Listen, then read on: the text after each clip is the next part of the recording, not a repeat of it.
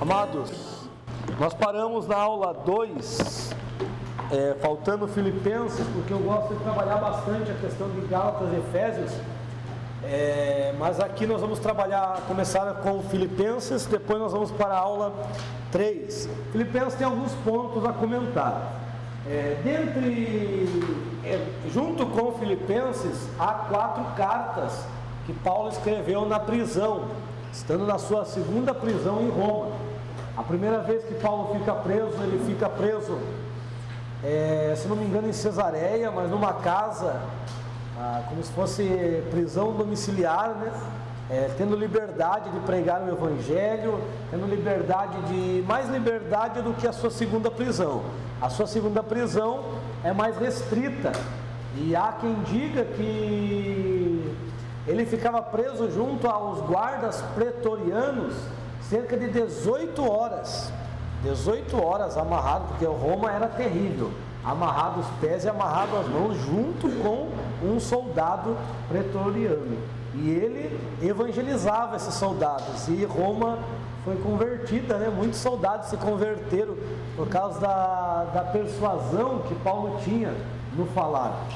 E segundo alguns, ele orava cerca de quase 18 horas por dia, né? Daí o soldado tinha que orar junto.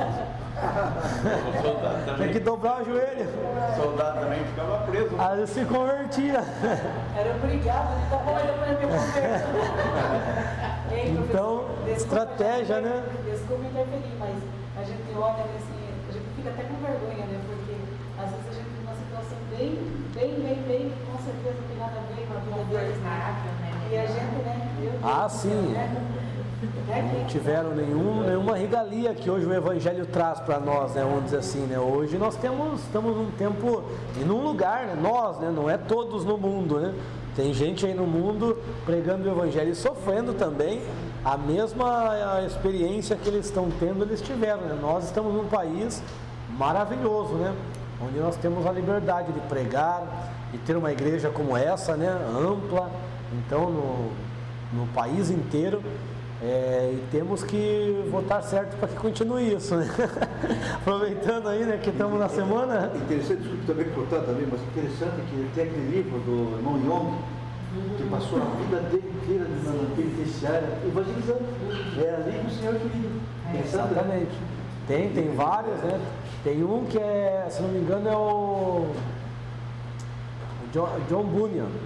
John Bunyan, quem escreveu O Peregrino, né? O segundo livro mais vendido, né? O primeiro é a Bíblia, e ele só era liberto para pregar o Evangelho. Ele só saía no horário do culto, depois ele voltava tranquilamente, ele mesmo. Ele era liberado, né? Porque ele tinha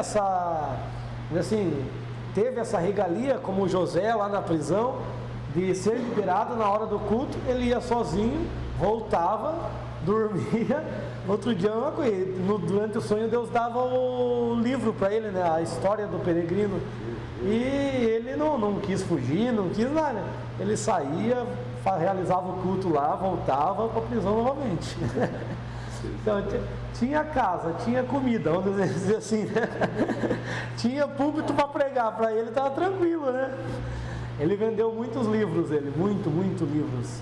Ele, se fosse hoje, ele era um milionário, mas ele, quando morreu apenas com um cobertor e uma colher, não tinha nada, porque tudo ele investiu no Evangelho. Hoje é o contrário, né? Hoje as pessoas acumulam riquezas com o Evangelho, né? Não eram nada e acumulam riqueza, então alguma coisa está estranha. Então, Paulo, nessa prisão, ele tinha liberdade de receber visitas, né? Recebia visitas, mas era bem restrito. A sua não tinha liberdade nenhuma, né? E ele escreveu 4 cartas nas prisões, e são cartas extraordinárias, né? Uma das cartas nós estudamos semana passada, né? Vou colocar aqui as cartas.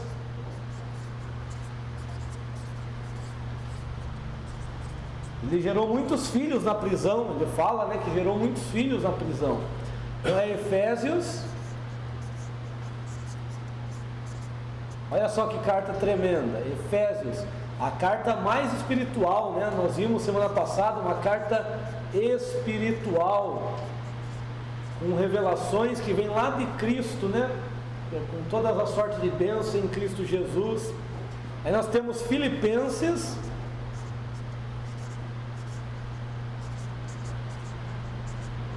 Filipenses é a carta mais alegre de Paulo. E observe, ele está preso, mas ele tem a alegria de Cristo no seu coração. É a carta onde mais aparece, 4 capítulos, e aparece, não lembro quantas vezes, pelo menos acho que 20 vezes a palavra regozijai-vos, alegrai-vos no Senhor. O camarada está preso, está amarrado nos pés, amarrado às mãos, mas ele tem a alegria do Senhor. Isso que é lindo no Evangelho, né? Nós podemos passar a prova que for, mas a paz no coração, a alegria, a satisfação de viver em Cristo, ela é única, né? Ela é maravilhosa. Então Paulo escreve essa carta. Ele vai escrever Colossenses também, que também é uma carta que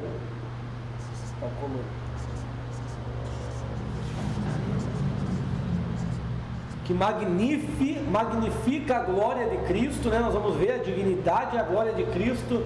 Então fala da glória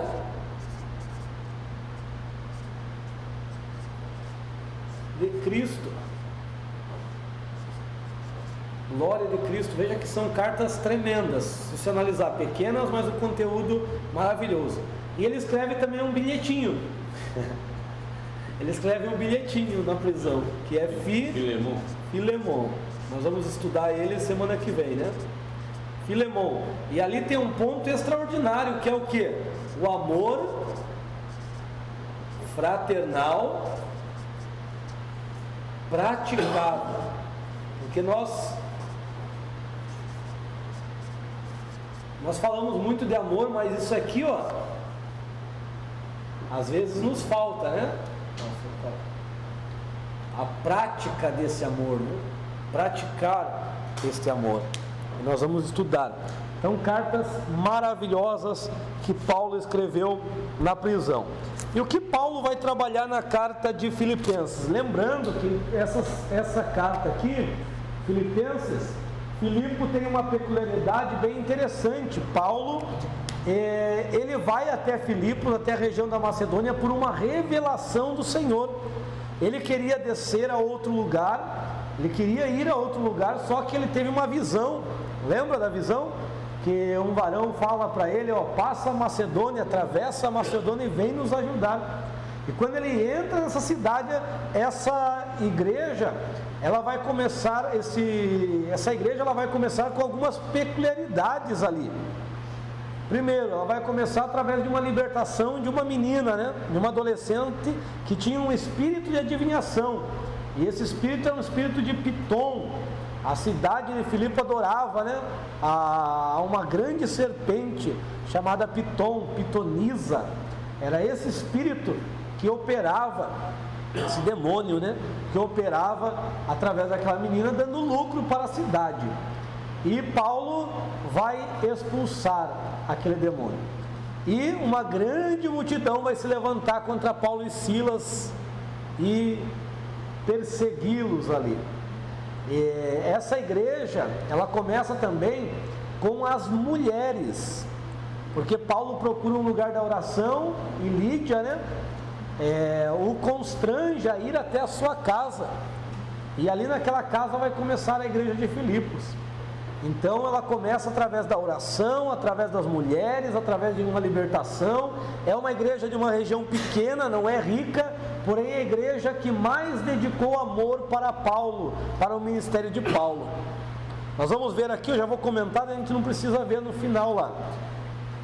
Em capítulo 18 de Atos, diz que Silas e Timóteo vieram com oferta da Macedônia, trazendo para Paulo. Paulo nesse tempo estava junto com Priscila e Áquila fazendo tenda, que era a profissão deles, e pregando aos sábados, trabalhando e pregando, persuadindo o povo. Quando chega esta oferta de Macedônia, Paulo deixa por um tempo o trabalho de fazer tenda e se aplica somente ao evangelho, somente à pregação. Veja que foi uma oferta boa, né? Para ele deixar a sua profissão e seguir a pregação. Posteriormente, no capítulo em Filipenses, nós vemos que Paulo recebe 2 vezes oferta deles enquanto estava em Tessalônica, e depois também Epafrodito, se eu não me engano, deixa eu ver quem que manda. Até o capítulo 4, versículo 16 ali, fala que 2 vezes ele recebeu em Tessalônica, e o 18 fala que foi enviado por meio de Epafrodito também uma oferta. Então, essa igreja, pelo menos que nós temos registro aqui, pelo menos 4 vezes contribuíram para o ministério de Paulo. Veja o amor que eles tinham por Paulo. E essa mesma igreja, Paulo também tinha um carinho especial. E nessa igreja estava começando a entrar uma certa divisão, uma certa intriga, quando coloca aqui Evódia e Sintique, né? Quando ele exorta a Evódia e Sintique, era porque estava acontecendo alguma picuinha, né? Estava querendo entrar na igreja, um certo desentendimento entre essas mulheres, que eram mulheres de destaque nesta igreja. E ele vai orientá-los a quê? A seguir o exemplo de 3 pessoas. 3 pessoas ele vai usar como exemplo. Só que antes de ele usar esse exemplo, ele vai falar como que a igreja deve ser. E agora nós vamos comparar, para ver como nós estamos, se estamos bem ou se estamos precisando melhorar. Tá certo? Capítulo 2, que é a nossa análise, e daí ele vai falar sobre isso, e depois ele vai usar os exemplos de 3 homens que devemos seguir. Olha lá, o primeiro, capítulo 2, 1. Portanto, se há algum consolo em Cristo, algum refrigério de amor, olha o amor que importante aí, alguma comunhão no Espírito, alguma compaixão profunda e alguma misericórdia. Olha só o que ele coloca: consolo em Cristo, primeiro; refrigério de amor, segundo. Filipenses 2:1. Comunhão no Espírito, terceira. Filipenses. Compaixão profunda e misericórdia. 5 coisas que precisamos ter. Se há isso, ele está dizendo. Lá, o primeiro é consolo em Cristo, refrigério de amor. Você pode fazer um colchetes. Eu faço colchetes quando aparece, ó. Isso aqui salva. Isso aqui faz a gente vira tópicos de mensagem também. Consolo em Cristo, refrigério de amor, comunhão no Espírito, compaixão profunda e misericórdia. Ele diz: se há tudo isso, eu quero que vocês completem ainda mais o meu gozo, a minha alegria. Tem que ter isso, e ainda quero que completem. Como que nós completaremos a alegria de Paulo? Vamos ver? Versículo 2: completai o meu gozo, tendo uma mesma maneira de pensar. Primeiro, mesma maneira de pensar. A igreja tem isso? A igreja tem mesma maneira de pensar? Isso. Opa, então precisamos melhorar num ponto aqui. Vamos ver se temos mais que melhorar. Um só amor. Estamos no mesmo amor? Eu nem estou forçando, mas tem alguns meninos na cabeça, então quer dizer que precisamos melhorar. Irmãos, eu não queria que isso estivesse escrito na Bíblia, sinceramente. É muito pesado, você quer ver? Olha lá, ó. Uma só alma. Quando fala de uma só alma, quer dizer que o nosso intelecto, nosso intelecto, o nosso desejo, nossos desejos, porque isso aqui é a constituição da alma, e as nossas vontades. Aqui desejos pode colocar em emoções também. A alma, a constituição da alma é isso aqui: intelecto, razão, desejo, emoções, pulsões, né? e vontade. E a vontade também pensa, né? Porque a pulsão, as pulsões diz assim: ó, eu estou com uma vontade de me jogar daqui lá para baixo, estou com desejo de me jogar, mas a vontade diz: melhor não, você vai se esborrachar lá, né? Você vai morrer. Então a vontade é aquele momento que a gente ouve: melhor não, vai que, né? Vai que dá errado. Ai que dá errado e não sai como o teu desejo quer. Então a vontade, ela pensa. Embora a gente fale: ah, estou com vontade de tomar um sorvete, né? Não, isso é desejo, né? Porque a vontade diz: não, você vai engordar. A vontade faz. Então a vontade também ela pensa, né? Ela como que é a palavra? Agora me fugiu a palavra da memória, mas ela delibera, né? Ela filtra aquilo que é viável, aquilo que não é. Então nós temos que ter o quê? Mesmo entendimento acerca de Cristo, como está lá em Efésios 4:12, mesmo conhecimento, os mesmos desejos, os anseios da igreja tem que ser o mesmo. Por isso que antigamente acontecia muita coisa e hoje muitas vezes não acontece, porque a gente vem às vezes com um pensamento egoísta, né? Senhor, me dá isso, me dá aquilo. Antes o povo saía de casa e dizia: Senhor, fala com a tua igreja, Senhor, aviva o teu povo, faz algo, Senhor, para que nós entendamos a sua vontade. Então os desejos eram uniformes, eram um só, e as vontades, né? Evangelizar, pregar. Hoje muitas vezes as vontades são muitas. Então olha o que Paulo diz, que a igreja, ela é um corpo, né? Então ela tem que ter a mesma alma, isso aqui, ó. Que mais? Temos isso? Que mais? Olha lá, ó. E um só sentimento, sentir igualmente. Um só sentimento. Sentindo uma mesma coisa. Exatamente. Olha o 3, que isso aqui não era para estar aqui. Nada façais por contenda ou por vaidade. O que é fazer por contenda? É fazer para mostrar que eu faço melhor do que o outro, né? Isso é contenda. Eu vou pegar a mocidade, eu vou pegar, não sei se aqui tem departamento, aqui não, acho que não trabalham com departamento, né? As células, né? Que é os núcleos, né? Eu vou pegar o núcleo só para o núcleo andar, para o pastor ver que eu estou fazendo. Aí ele vai ver que o outro não está dando certo, mas quando eu pegar, isso é contenda, fazer por contenda, ou por vaidade. Eu vou pegar porque ele vai ver que eu sou bom.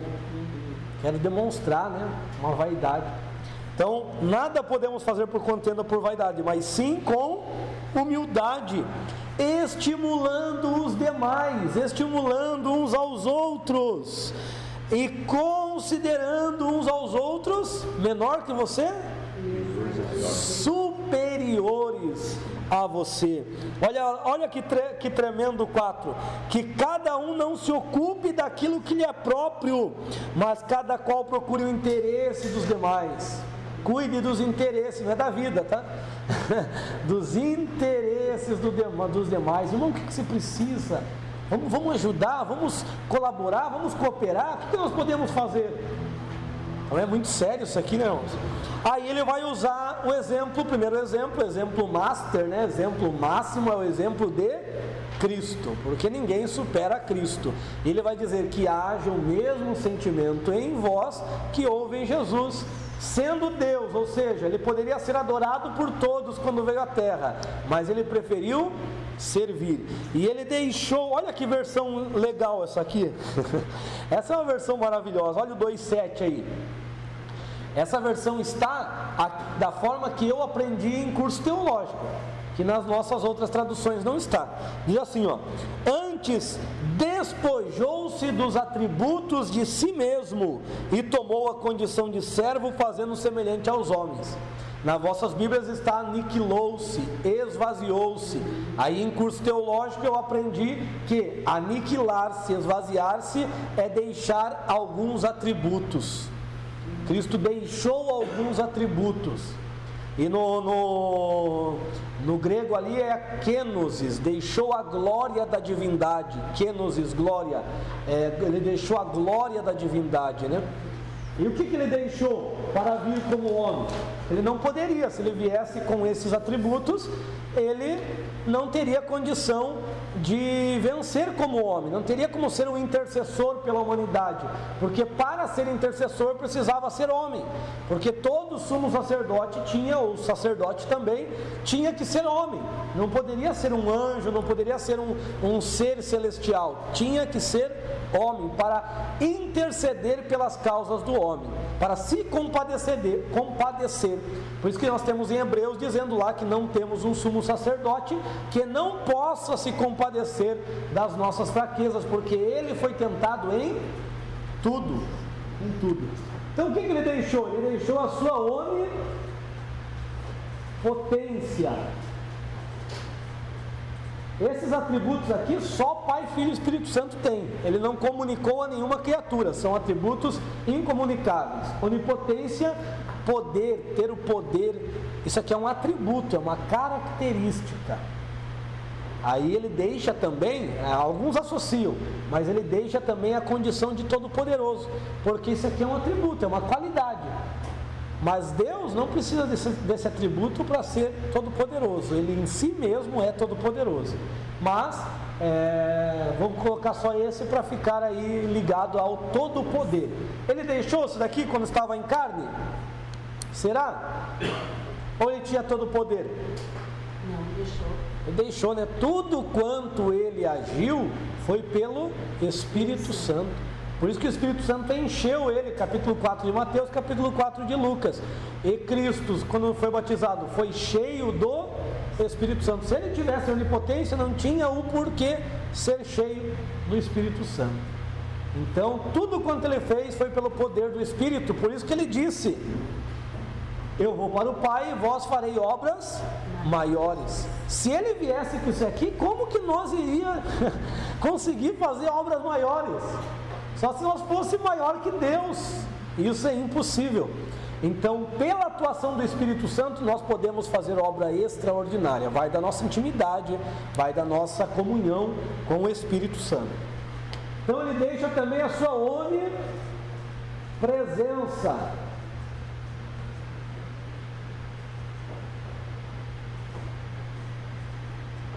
Jesus estava em todos os lugares ao mesmo tempo.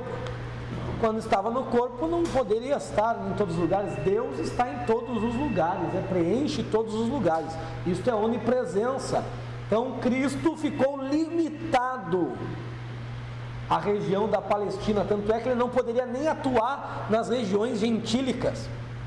Por isso, porque a missão dele era entre os judeus, entre o povo.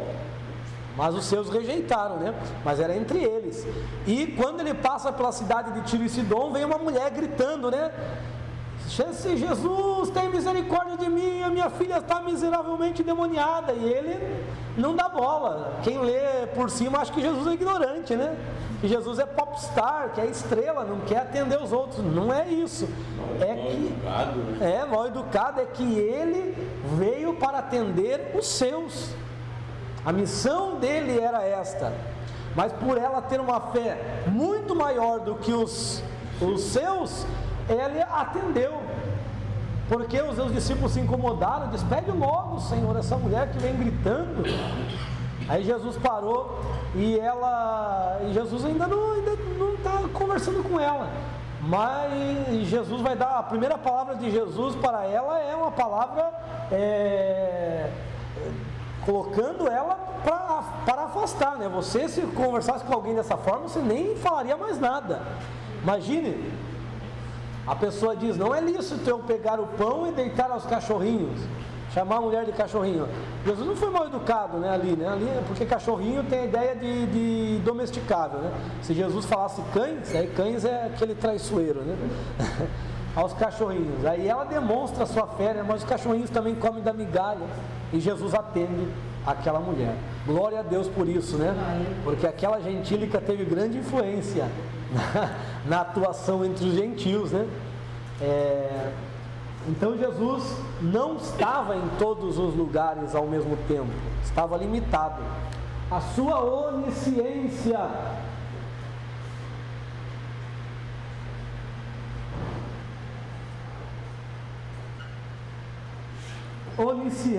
característica de conhecer todas as coisas. Jesus deixou isso, irmão? Deixou. E tudo quanto ele vem a saber é por revelação. Ele levanta a mão e diz: Pai, graças te damos porque ocultaste aos sábios entendido e revelaste aos pequeninos. E a certa vez ele transfigura, ele vai se transfigurar, ele vai se elevar, uma glória vai envolver e vai aparecer duas figuras, Moisés e Elias, diante dele, e eles vêm trazendo a notícia das coisas que sucederiam nos dias da paixão. Então vem trazer uma mensagem para ele, né? Naquele momento. Então Jesus precisa, enquanto está em carne, e ele mesmo disse, a respeito do dia, nem o Pai, nem o Filho do homem, nem os anjos sabem, a não ser o... Hoje ele sabe? Acho que hoje ele sabe. Como que você me prova que ele sabe? Porque o outro professor já falou. O André falou que ele sabe? Tem gente que tem dúvida sobre isso. Uma prova cabal que ele sabe é que ele revelou o Apocalipse para João. Se ele não soubesse do que iria acontecer, o Apocalipse não poderia ser revelado. Mas olha o que diz lá em João também. Se você quiser só ouvir e anotar, fique à vontade. João 17,5. João 17,5 é tudo o que nós estamos falando aqui. A oração sacerdotal de Cristo, né? Aí chega no versículo 5, ele diz assim. O 4 diz: Eu te glorifiquei na terra, consumando a tua obra que me deste para fazer. Agora, pois, ó Pai, glorifica-me junto de ti mesmo, com aquela glória que eu tinha contigo antes que o mundo existisse. Ou seja, lembram da aula passada, quando nós falamos sobre as dispensações? Deixa eu ver. Acho que é aqui, né? As dispensações. E antes que o mundo existisse, é aqui, nesse período aqui, Eternidade. Na eternidade, quando o pai não era chamado de pai ainda, era chamado de ancião de dias, porque eles ainda não tinham feito aquele acordo: eu serei para ti pai, você será para mim filho. Naquele período que ele o que nós conhecemos por pai hoje era chamado de ancião de dias, o que nós conhecemos por filho era chamado de verbo de Deus, o verbo, e o Espírito Santo. Então eles tinham uma comunhão plena, uma comunhão absoluta, onde não tem essa distinção. Nós fazemos distinção, primeira, segunda, terceira pessoa. Isso daí já é, porque para nós primeira é melhor, segunda é mais ou menos, e terceira é pior, né? Então entre eles não existe isso, de primeira, segunda, terceira. Isso é uma forma didática para nós, porque tem textos que o pai aparece em primeiro, tem texto que o filho aparece em primeiro, tem texto que o Espírito Santo aparece em primeiro. Então não tem como dizer quem é primeiro. Simplesmente nós colocamos primeiro, segundo e terceiro por causa de uma revelação. Antigo Testamento, o Pai atua, Evangelho, o Filho atua, as epístolas, Atos e as epístolas, o Espírito Santo. Colocamos primeiro, segundo e terceiro por causa da fórmula batismal, em nome do Pai, do Filho e do Espírito Santo. Mas isso é nós que colocamos, entre eles não existe, né? Isso é um paradigma que precisa se quebrar na nossa vida. Exatamente. Na realidade, a vida toda a gente aprende assim, né? Aprende que é o pai primeiro, né? Eu não sei se eu vou lembrar, né? Não sei se eu vou lembrar de um versículo que coloca o Espírito Santo como primeiro. Mas tem a bênção sacerdotal, coloca a graça do Senhor Jesus. Daí o amor de Deus o Pai e a comunhão do Espírito Santo. Mas tem texto que coloca o Espírito Santo primeiro, tem texto que coloca o Pai em primeiro. Então, a verdade, eles são um só. É isso que nós temos que entender, né? Aí quando você for para uma forma didática para mostrar, você coloca, né? A teologia, ela tem essa dificuldade. Como que a gente vai entender o infinito sendo que a nossa mente é finita, né? É pequena. Então só por revelação. E nós já sabemos bastante coisa, né? Por revelação, graças à palavra palavra de Deus, né? Então ele usa este exemplo de Cristo e ele deixou a kenosis, né? A kenosis é esta glória e tomou a forma de homem. Você sabia que o primeiro homem a gritar, porque isso aqui, irmão, não pensa que foi fácil. Imagine Deus encarnar, não é fácil. Ter que deixar isso, ter que aprender até a obediência. O primeiro a reclamar que Deus não é homem foi Jó. Jó disse: o Senhor não é homem para passar igual eu aqui, ó, como eu passo, para vir a juízo comigo. Venha a juízo comigo, vem aqui, quero ver se você aguenta o que eu estou aguentando. Jó é terrível, Jó, mano. Quer ver, irmão? Então não existe assim, pelo que a gente entendeu, não existe uma hierarquia. Não, cada um tem função, né? São funções que eles estão extremamente ligados, né? Pai, Filho e Espírito Santo, então não existe a hierarquia. Porque ó, o próprio... Não, Pai, Filho e Espírito Santo sim, né? Por causa da encarnação. Aí eu serei por Pai, ele passa a chamar Filho depois da encarnação. Mas antes não tinha essa nomenclatura, antes era o ancião de dias. Onde que eu vejo isso? Lá em Daniel 7, 9, 10 e 13, 14.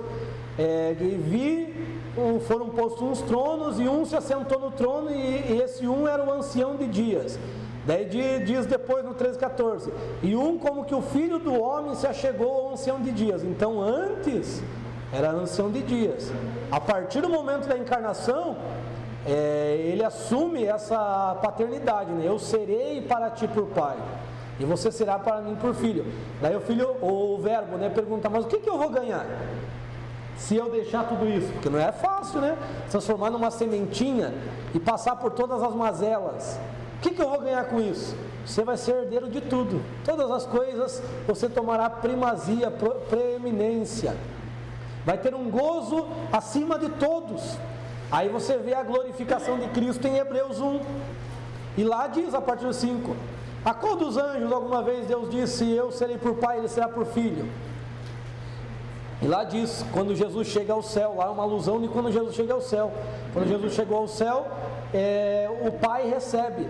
E o pai vai falar assim, ó: Deus, o teu Deus te consagrou. Então é Deus falando com Deus ali, né? É igual, depois ele vai usar inclusive o Salmo 110, ali uns salmos.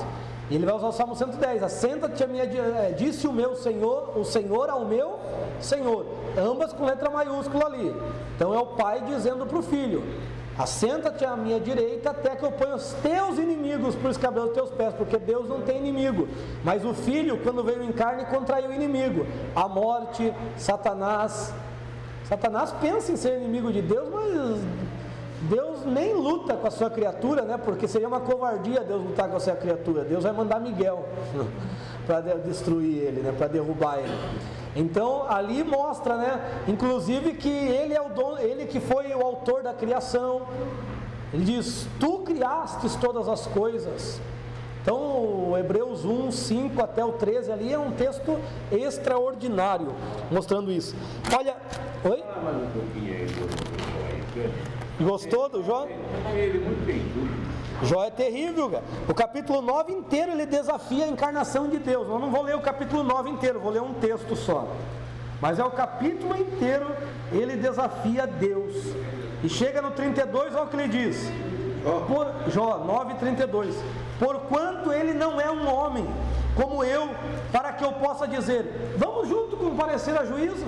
Vem passar aqui comigo junto, que eu estou passando, vem ser julgado.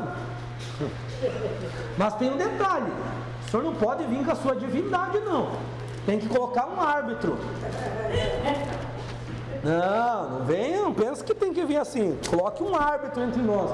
Daí o árbitro aparece, Espírito Santo. Aí nessa o verbo diz: eu vou enfrentar o que ele está dizendo aí. Daí o árbitro se posiciona. Mas você tem que deixar isso, deixar isso, deixar isso. Ele: eu vou mesmo assim. Aí tem aquele outro texto também que tem alusão: a quem enviarei, né? Quem é de por nós. Também encaixa aqui. Olha lá, para que ponha a mão sobre nós dois, tire ele de mim o verdugo e o terror, espante. Então falaria e não lhe teria medo, porque não estou convencido em mim mesmo desse estado. Ele está dizendo, o que eu estou passando aqui, eu não estou acreditando. Não é possível que seja a mão dele, não é possível, porque eu não fiz nada. Os outros acusando ele, eu não fiz nada. E ele tá pesando a mão sobre mim, porque Jó afirmou isso. Jó falou que era Deus que estava fazendo aquilo. Aí os amigos ficaram doidos com ele, porque ele afirmou isso. Ele disse, ele tem que vir e passar a mesma coisa, senão eu não estou me convencendo de que isso está acontecendo. Daí no capítulo 10 também, ele fala ali de como é a fecundação. Olha lá, 10:8, as tuas próprias mãos me fizeram e me formaram, queres contudo aniquilar-me? Lembra-te que com o barro me modelaste e ao pó me farás retornar? Não me derramaste como um leite e me coalhaste como um queijo? Olha lá, momento da fecundação, o leite derramado e coalhando-se quando se fecunda, ele coalha-se no óvulo da mulher e daí vai gerar lá o embrião. Daí ele vai dizer, vestiste-me com pele, teceste-me de carne, ossos. Então é o momento da criação. Então Jó é o que apela para a encarnação de Deus. Olha que Jó é um livro que foi escrito por Moisés, bem provável, né? Não é certeza, mas é um livro que está lado a lado com Gênesis, né? na questão de antigo, né? Então ele usa, daí Jesus aceita o desafio e vem, deixa tudo e se fez carne como nós. Depois ele usa o exemplo de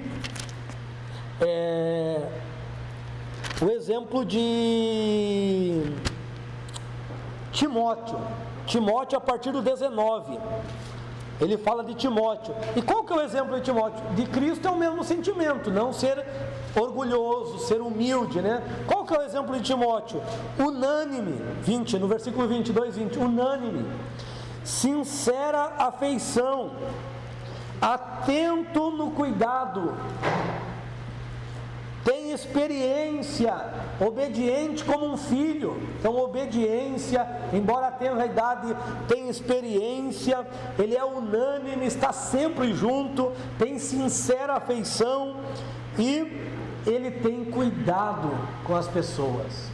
5 características.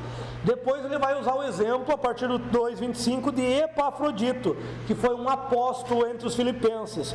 Olha lá, colaborador, companheiro militante, não do PP, vosso apóstolo. Olha lá, vosso apóstolo. Veja como teve mais apóstolos além dos 12. São só 12 apóstolos. Não, Pedro quis fechar o colégio apostólico, Jesus não fechou. Apóstolo, servo, supridor das minhas necessidades. Então estava sempre junto ali de Paulo também. Então ele usa Epafrodito porque Epafrodito era conhecido entre eles, era conhecido, por isso que ele coloca como exemplo. E ele continua o seu texto, né? Olha, o 3:21 é tremendo aqui também.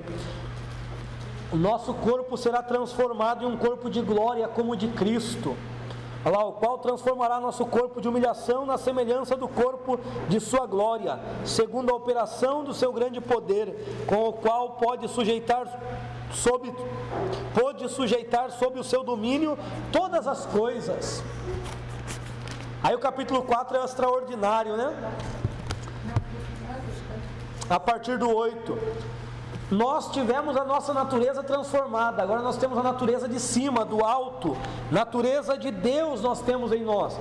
Então o que nós devemos pensar? Em tudo que for verdadeiro, 4:8, honesto, justo, puro, amável, boa fama, ação virtuosa, que tenha virtude, motivo para louvor. Nisso nós devemos pensar, nisso pensai.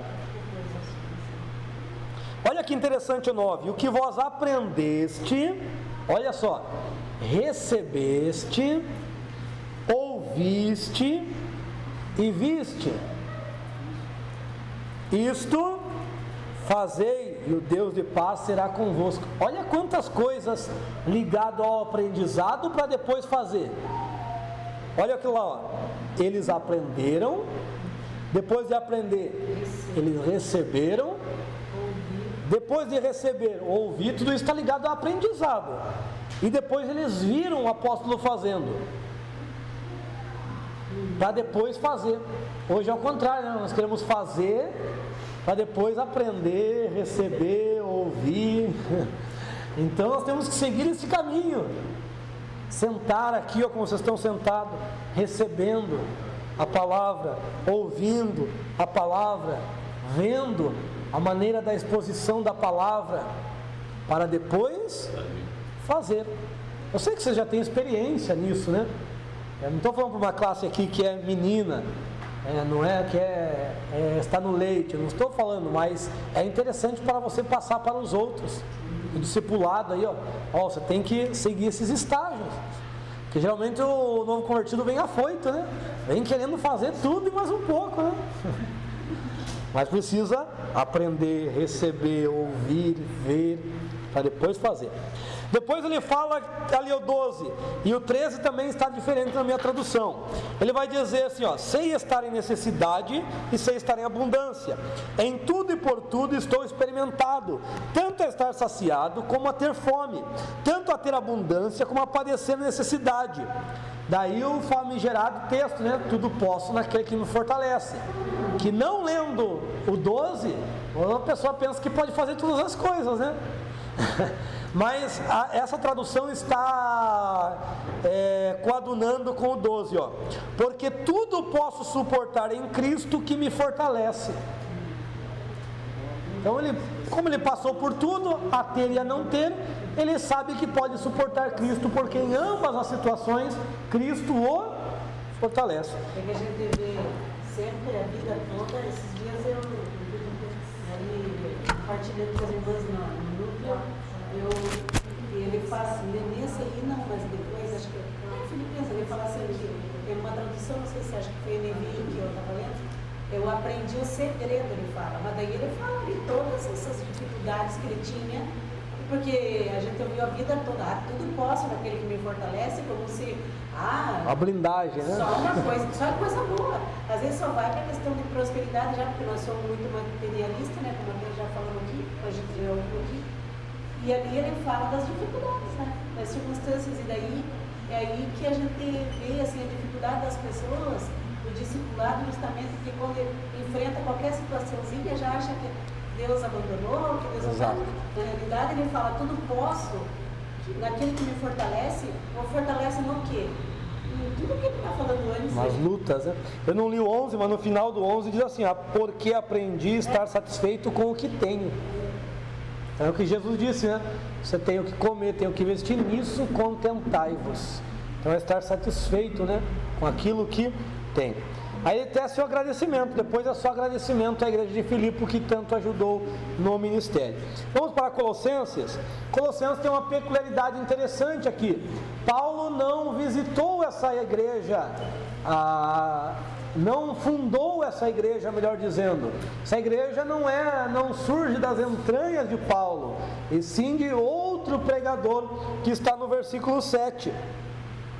1,7, como aprendeste de Epáfras, nosso seguidor e servo, o qual é fiel ministro de Cristo no vosso serviço. Então ele aprende, quem é o apóstolo dessa igreja é Epáfras, e certamente Epáfras chega dizendo que tem algumas situações perigosas acontecendo em Colosso, e ele quer a ajuda de Paulo, que tem mais entendimento, mais conhecimento. Irmãos, não é vergonhoso, se eu não sei, eu pedir orientação para alguém que já passou por aquela situação. Se eu sou um pastor e não sei algo, eu chegar a um pastor e conversar as minhas dificuldades, não tem vergonha nenhuma nisso, né?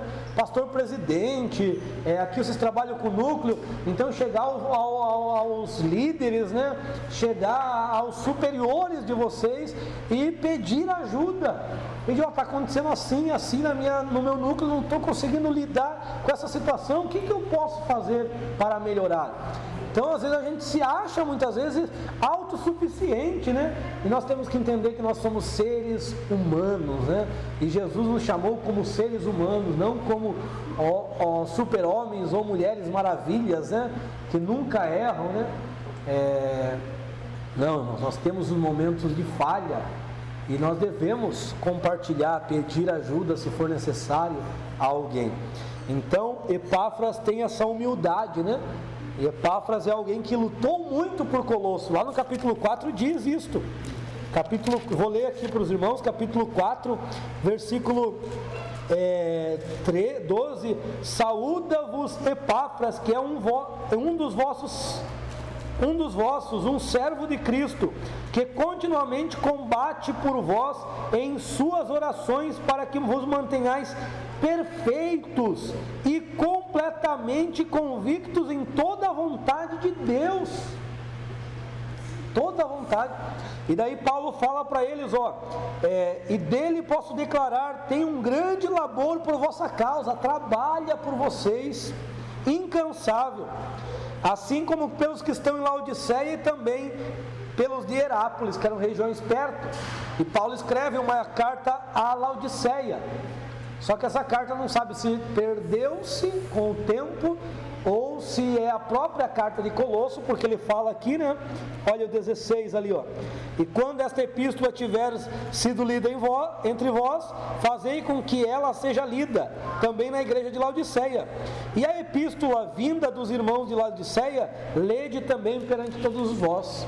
Alguns dizem que pode ser uma carta semelhante a Efésios, próprio Efésios, que Efésios por ser aquela carta espiritual que eu escrevi, ela era uma circular entre as igrejas. Alguns dizem que é a própria Colosso, porque Colossos e Efésios se casam, né? Se coadunam, assim como alguns pontos de Efésios e Romanos e Gálatas se casam, né? Então a carta de Paulo tem que ler o pensamento dele inteiro aí. Vamos ver por que essa carta aqui no livro é chamada da carta que dignifica a glória de Cristo, né? Que fala da dignidade da glória de Cristo. Vamos ver o porquê. Primeiro, um ponto importante é entender aqui no versículo 9 e 10. 9 e 10 de Colossenses, que nós precisamos pedir para Deus. Isso aqui precisamos. Lá no fim do versículo 9 diz assim, vou ler o 9 inteiro. De acordo com a vossa fé e amor, também nós, desde o dia em que ouvimos falar acerca disso, ou seja, Paulo não conhecia eles pessoalmente, não cessamos de orar por vós, desejando que Deus ordenadamente vos encha do conhecimento da sua vontade. Olha só, irmão, nós temos que ter o conhecimento de Deus ordenado na nossa mente, no nosso coração. Tem gente que tem muito conhecimento, mas é tudo bagunçado. Ele se atropela, ele não quer seguir como os irmãos aqui, básico, médio, ele quer se atropelar. Eu tive amigos aí no Face, ele estava fazendo bacharel, mestrado, doutorado em teologia, tudo, e se julgava mestre, né? se apresentava como mestre. Ele colocava umas perguntas lá no grupo, que eu tinha que rir às vezes, porque conhecimento desordenado. Tem informação, mas não tem conhecimento, porque hoje nós vivemos na era da informação.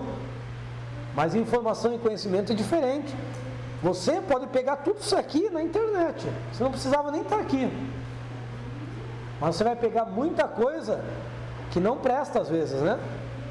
Então precisa de um professor para quê? Ter um conhecimento ordenado, assim como eu preciso também, e tenho alguns mestres que me ensinam, para que eu tenha organizado o que é quando a Bíblia fala isso, quando a Bíblia fala aquilo. Isso é ser um obreiro aprovado. A palavra maneja lá, que maneja bem a palavra da verdade, a palavra manejar no grego é dar o corte certo. É saber para que grupo a palavra está falando, se é para nós, se não é, para quem, se dá para aplicar, se não dá para aplicar. Então nós temos que entender e saber ler as Escrituras, né? Desta forma. E para isso precisamos desse conhecimento da vontade de Deus, e também lá, em toda sabedoria e inteligência espiritual. Na de vocês está entendimento espiritual.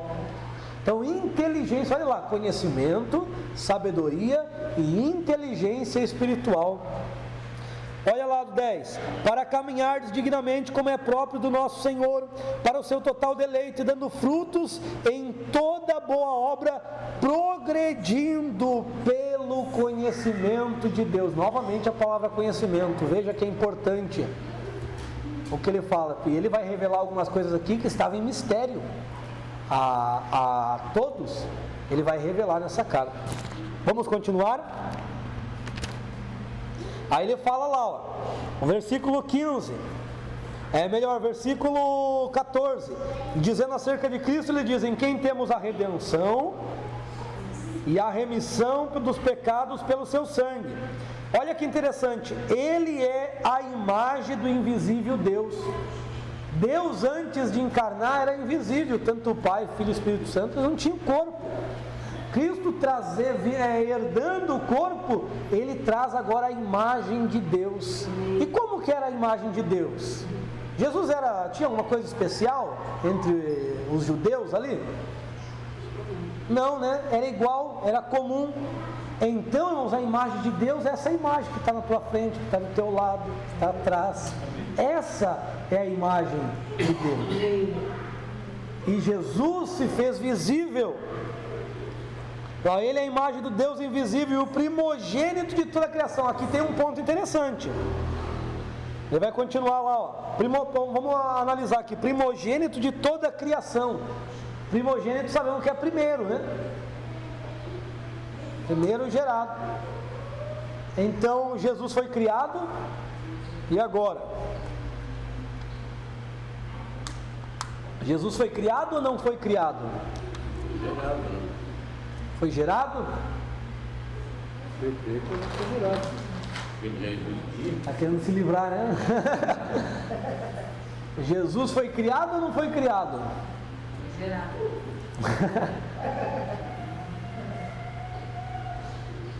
Se ele foi criado, os testemunhos de Jeová têm razão. Não é?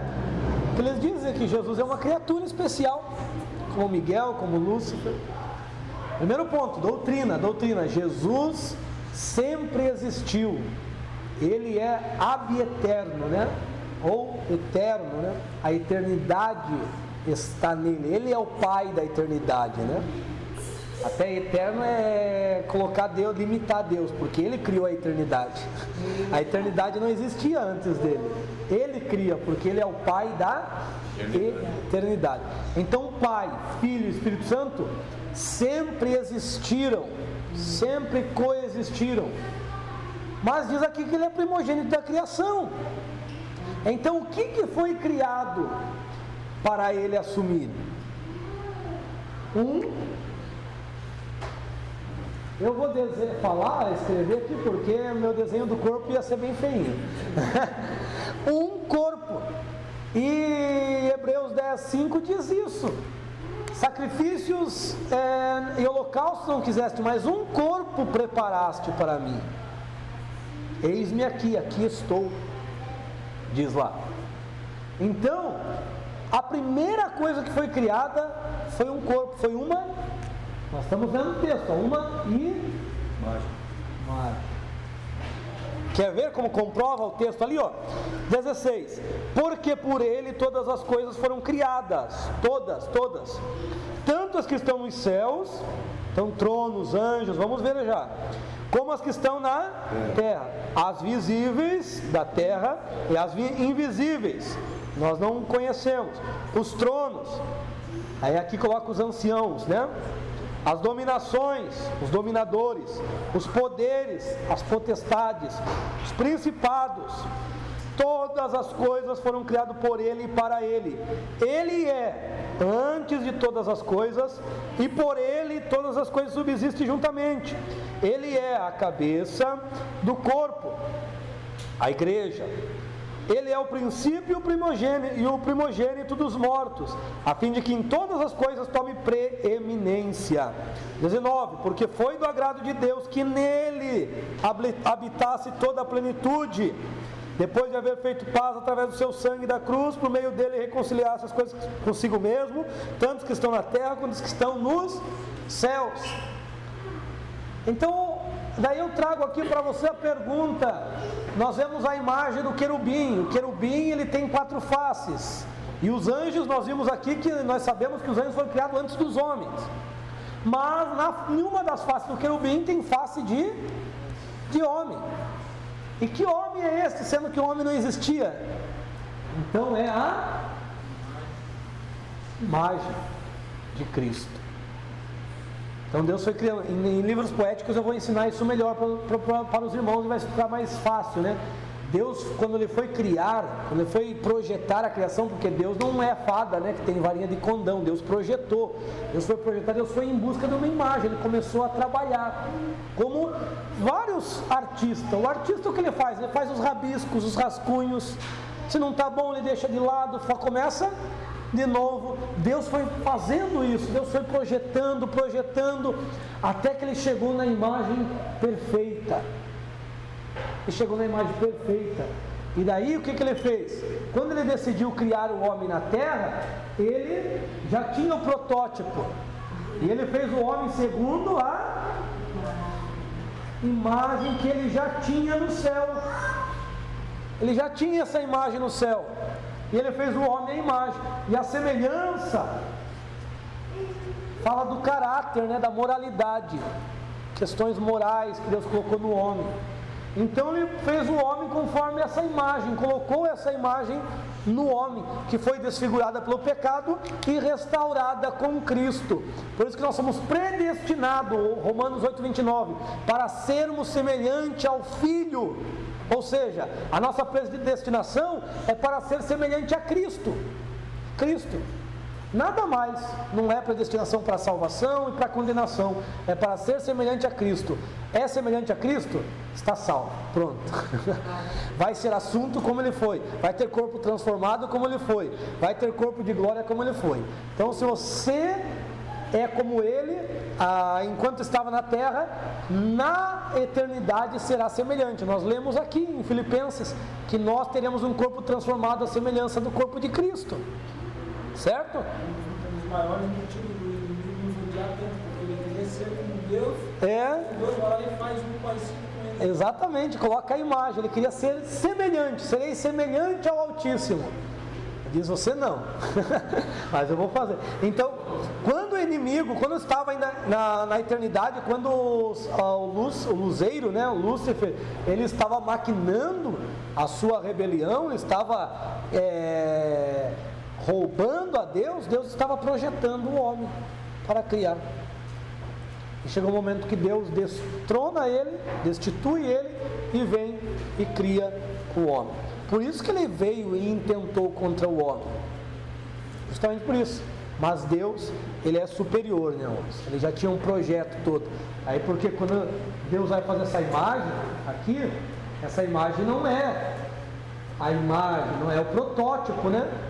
Esse aqui é o protótipo, essa aqui é a perfeita. Essa aqui foi criada com um pontinho um pontinho em haver, né? Vou colocar aqui imperfeita nesse ponto. E foi colocado aqui, ó, mortal, né? Aqui está a imperfeição, né? A mortalidade em alguns aspectos do homem, né? Nós vamos aprender em doutrinas bíblicas. Porque se o homem não fosse mortal, ele não teria direito de resgate. Ele erraria como Satanás errou e nunca teria como ser resgatado, restaurado. Então Deus exatamente colocou ele ali menor do que os anjos, justamente para depois elevar. Porque diz o Salmos 8, né? Fizeste os homens um pouco menor que os anjos, e o próprio Cristo se fez menor quando estava na carne. Ele se fez menor, se humilhou a tal ponto que os anjos estavam acima dele. Ele se humilhou. Para quê? Para elevar o homem acima dos anjos. Para elevar. Por isso que Hebreus 1, 4, 5 vai dizer, Hebreus 1, 4 diz, e de novo, porque quando se introduz o primogênito na terra, porque a primeira vez ele veio como unigênito de Deus e primogênito de Maria, mas agora ele vai ser introduzido na terra de novo como primogênito dos mortos, e diz lá, ó, e de novo, quando se introduz o filho primogênito na terra, Deus diz, adorem-no todos os anjos, porque agora ele é maior que vocês. Antes, vocês iam lá, serviam ele não era adorado. Jesus nunca foi adorado por anjo enquanto estava aí na carne, foi servido e consolado, mas adorado não. Agora quando ele ressuscita, Deus brada lá, tá vendo lá? O meu primogênito, ele é meu filho, eu sou o pai dele, adorem todos os anjos a ele. Depois você leia lá a Hebreus nesse prisma, você vai entender. Irmãos, antes de terminar, só quero colocar um ponto aqui, ó. Sabe o que Paulo fez aqui? Nesses versículos 15 ao 18, Paulo pegou duas palavrinhas do hebraico e colocou Cristo. Paulo pegou a primeira palavra da Bíblia hebraica. O primeiro livro da Bíblia hebraica, o nome é assim, Bereshit, que é o Gênesis para nós, né? No hebraico é Bereshit. Bereshit. Be quer dizer em, literalmente, em. E o Reshit, princípio. Então, literalmente, em um princípio, Deus criou os céus e a terra. Mas quando o B quer dizer também em, no. E aqui, várias vezes, Paulo fala em Cristo, nele. Então é esse B que ele usa. E o Reshit, ela tem várias raízes. O hebraico é rico por causa disso. A palavra Reshit, ele quer dizer primeiro, quer dizer princípio, né? E Paulo coloca aqui no 18, ele é o princípio. Ele é o princípio. Reshit quer dizer também primeiro. E diz aqui que ele é antes de todas as coisas, ou seja, ele é o primeiro. Reshit vem de Rosh, que Rosh é cabeça, e ele coloca no 19 aqui que ele é o cabeça, e pode ser, a tradução poderia ficar também em cabeça, Deus criou, ou seja, através da cabeça, porque a cabeça é onde vai a pensante, né? Onde pensa, arquiteta, planeja. Então foi com entendimento que Deus criou os céus e a terra, e esse entendimento, essa sabedoria, nós já vimos que é Cristo. Então em Cristo foram criadas, cabeça. Reshit também vem de Resh, eu marquei aqui, ó. Resh quer dizer princípio, e está aqui que ele é o princípio. Resh quer dizer sabedoria, nós já vimos que Cristo é a sabedoria. Eu acho que eu li para vocês aqui ou não, Coríntios, que fala que Cristo é a sabedoria, que ele era chamado de sabedoria também. Eu não li com vocês, né? Eu vou ler com vocês em poéticos, pode ficar tranquilo. Então, mas já pegue aí. Que Reshit vem de Resh, a letra Resh, que quer dizer sabedoria, e Cristo é a sabedoria. Certo? Vamos lá para o café, depois a gente continua o Colossenses para dar uma finalização no capítulo 2 e já vamos para Tessalonicenses 1 e 2, que tem o mesmo tema praticamente. Bem, meus queridos? Meus irmãos, vamos entender por que Paulo fala da importância de ter conhecimento, inteligência, sabedoria, para que nós da vontade de Deus, justamente porque ele vem trazendo, olha, ele traz todos aqueles pontos que estavam em mistério ainda, mostrando Cristo antes da criação. E o capítulo 1, ainda no 1, 26, ele vai dizer isso. Ele está continuando a escrever, nós estamos analisando alguns textos, que não dá para analisar tudo, né? Ele vai dizer assim, ó, revelar o mistério que foi escondido nas eras e nas gerações. Ó, 2 pontos interessantes. Ó, tudo que ele vai escrever, ele está dizendo que ele está trazendo aqui a revelação de um mistério que foi escondido nas eras. Aqui, ó. Eras. Como que eu coloco aqui, ó? Certo. Vou colocar aqui, ó. A era. Aqui é a eternidade. Eternidade. A eternidade não tem dias, não tem meses, não tem séculos. Então tudo que se move aqui é eras. Por isso que vão dizer que a Terra tem milhões de anos, porque a massa, a Terra, a parte física, tem milhões de anos mesmo. Pra mim, eu não falo eras, fala séculos. Mas séculos fala depois, né? Você coloca as duas palavras. Séculos e gerações. E gerações, né? Gerações. Então, eras e nas gerações, a minha. Então, essa aqui está mais próxima.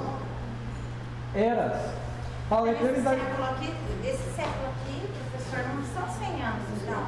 Não. Eu não vou entender como 100 anos, então. Não. Essa não.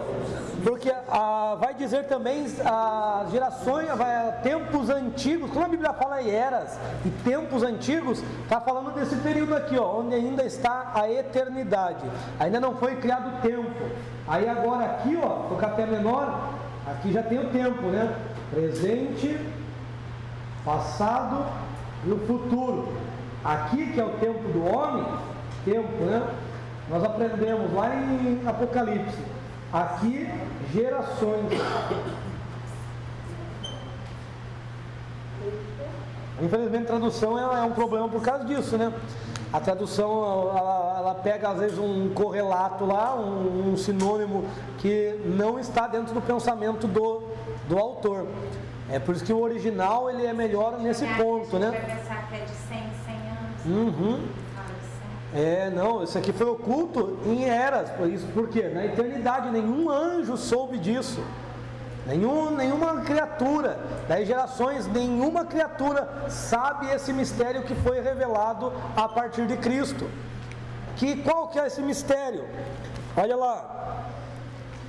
Mas que agora é revelado aos seus santos, para os quais Deus desejou fazer conhecido, isto é, a imensa riqueza da glória deste mistério entre os gentios, Cristo em vós, a esperança da glória. Ou seja, Cristo nos homens e em todos os homens, não é só judeus, não é uma raça ariana, não, é Cristo em todos os homens. Então isso é um mistério que estava oculto, que estava escondido, tanto nas eras, porque Deus não revelou a ninguém, quanto nas gerações, porque nas gerações aqui, todos pensavam que era só os judeus, só os israelitas, mas Deus escondeu, mas agora é revelado aos santos, que Cristo é para todos, e não de alguns. E é Ele que anunciamos. Aí o 2 continua.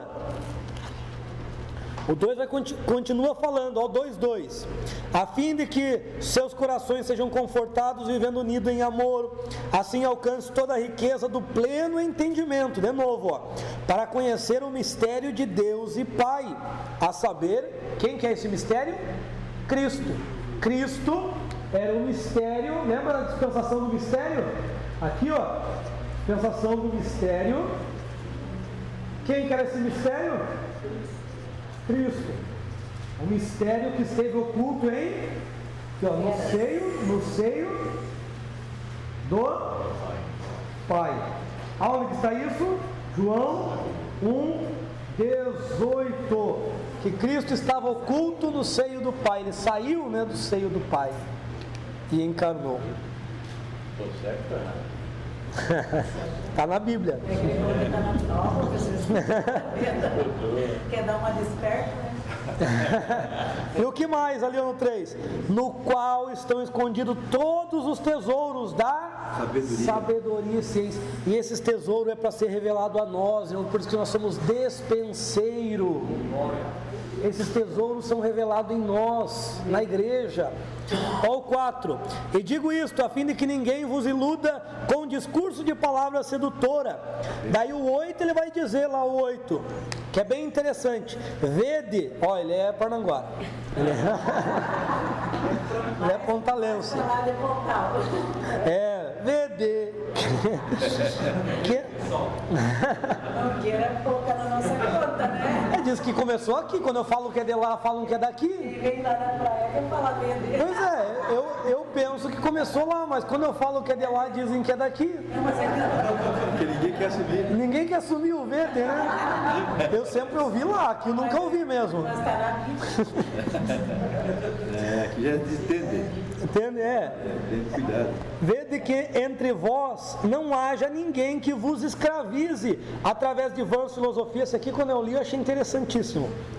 Que não passam de meras falácias, enredando-vos através de tradições humanas ou regras elementares segundo o mundo e não segundo Cristo. 2 pontos aqui. 2 pontos. Vãs filosofias e tradições e costumes humanos. Que daí ele vai revelar mais para frente que essas tradições são os judeus, que eram os judaizantes que estavam querendo incomodar aquele povo ali de Colosso, querendo que guardasse sábado, festa de lua nova, circuncidasse. E Paulo disse, essas tradições são vãs, são segundo o mundo e não segundo Cristo. Porque a circuncisão, chamado de Brit Milá, se não me engano, né? Brit é aliança, né? A circuncisão, ela era realizada entre outros povos, muito antes de Abraão, muito antes. Deus simplesmente, penso eu, uma questão de saúde, até, né, higiene, porque até segundo o nosso irmão Heracles lá, ele é enfermeiro, né? Ele disse que muitos homens, por uma má higienização na região íntima, né, no órgão genital, eles estão tendo até câncer, por má higienização. Então, diz que muitos, a estatística é grande, e penso eu que é por uma questão de higiene. Só que Deus, como Ele quer que o homem tenha um memorial sempre, um memorial, lembra das pedras que preguei aqui? É um memorial apenas, a palavra mesmo tem que estar no coração. Cortar a pele da glande do pênis seria um memorial para algo que Deus queria fazer no interior do homem, que é tirar a pele do seu coração, aquilo que o homem coloca que não deixa a palavra entrar. Você vai ver em Isaías que Deus queria, que eu não vou mostrar a circuncisão, posso mostrar depois para os irmãos. Fiz uma pesquisa sobre os textos aqui, posso colocar no grupo lá, a circuncisão que Deus queria dos homens, que é tirar essa pele que não deixa a palavra, né? Daí essa começa com pele, daqui a pouco tem gordura, e a gordura deixa o coração insensível. Aí depois vem Jesus e revela que tem uns que tem coração de pedra, outros tem coração que é um espinho, é espinheiro. Outro tem o coração pedra, espinho e o próprio gordura, né? Gordo, e o coração de carne, que seria terra boa, na parábola do semeador, né? Um caiu no meio do caminho, outra caiu entre espinho, outra entre pedras, e a outra é terra boa. São essas, né? Então são os 4 tipos de coração, né? Coração gordo, insensível, por isso cai no caminho, coração de pedra, coração de espinho e coração fértil, né? Coração bom, onde a semente produz. Então esses são os corações dos homens.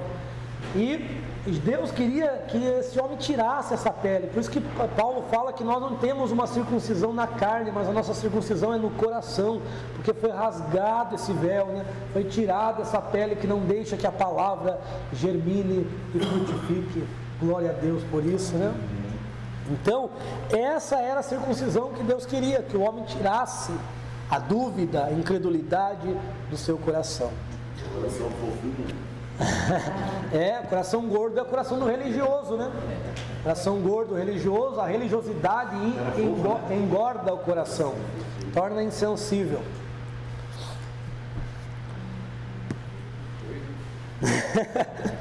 Outra hora a gente fala desses pontos dos 4 corações. Minha esposa gostou de um dia que eu estava lecionando essa aula. Aí ela fez ela pregou para as crianças essa mensagem. Ela fez 4 coraçãozinhos de EVA, que ela trabalha com material.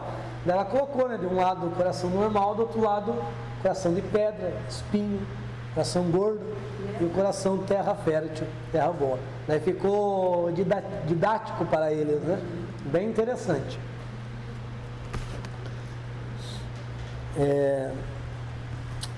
Então, filosofias vãs. Para eu não ser enredado por filosofias vãs, o que eu preciso ter? Conhecimento da verdadeira filosofia. Filosofia entenda como pensamento. Como pensamento. Então, Paulo está falando, não está falando mal da filosofia. Não é? Tem gente que até mais antigo que demonizavam, né? Filosofia, não pode estudar filosofia, a Bíblia fala que nós não temos que... Não, filosofia, a matéria, a disciplina que mais fala de Deus é filosofia. A filosofia e a teologia caminharam juntas por séculos. E se desvencilhou. Assim como outras se desvencilharam, né? Saíram. Pedagogia, matemática, física, psicologia, foram tomando, né, próprias pernas, vamos dizer assim, e a filosofia fica com outras questões. Mas para eu não ser enredado, eu tenho que conhecer. Então, para eu não ser enredado por tradições, eu tenho que conhecer as doutrinas bíblicas, a verdade bíblica. Aí ninguém vai me escravizar. Eu me torno escravo quando eu não conheço. Eu fico dependente de quem tem conhecimento. Glória a Deus pelos senhores que estão aqui aprendendo, porque nunca seremos escravizados quando aprendemos de verdade. Porque vai vir alguém falando alguma coisa e fala, opa, a Bíblia não fala isso. Opa, atrás de mim. É o que Éfeso fez, né? Descobriu os falsos mestres, né? Então é isso que nós temos que ter, este conhecimento para descobrir realmente os falsos mestres, os falsos ensinadores. Aí o capítulo,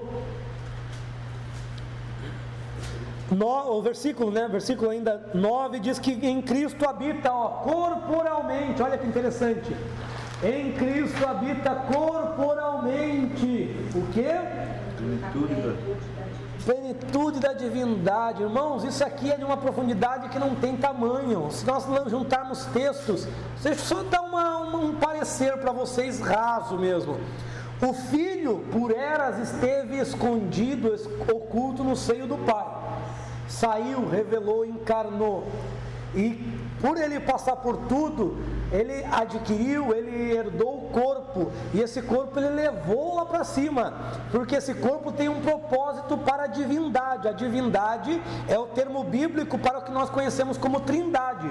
A Bíblia nunca usará a palavra trindade, porque trindade tem o sentido aqui, tridivindade. E o que quer dizer tridivindade? 3 deuses. Ela ajudou nossos irmãos lá no século 3, 4 respondeu sobre o Pai, Filho e Espírito Santo. Porém, hoje eu creio que nós temos um pensamento melhorado, né?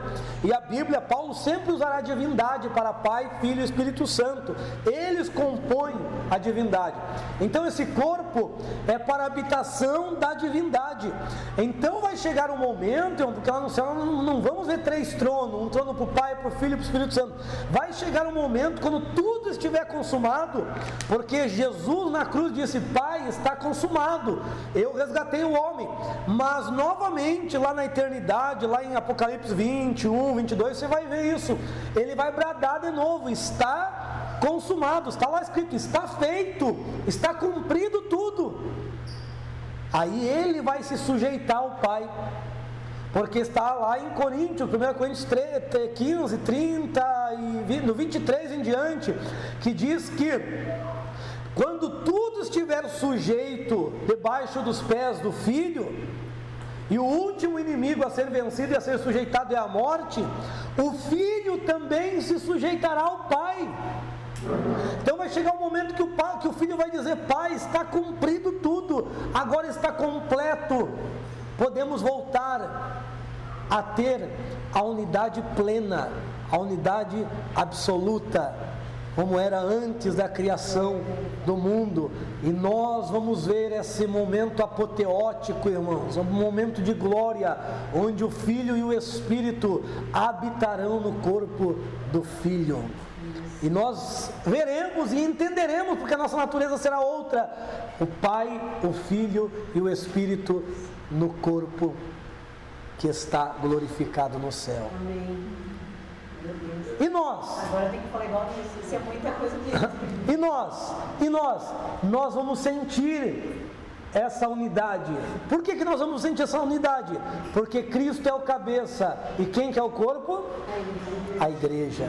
Você vai sentir essa unidade. É muito para minha cabeça. Mas isso eu já ouvi de aluno.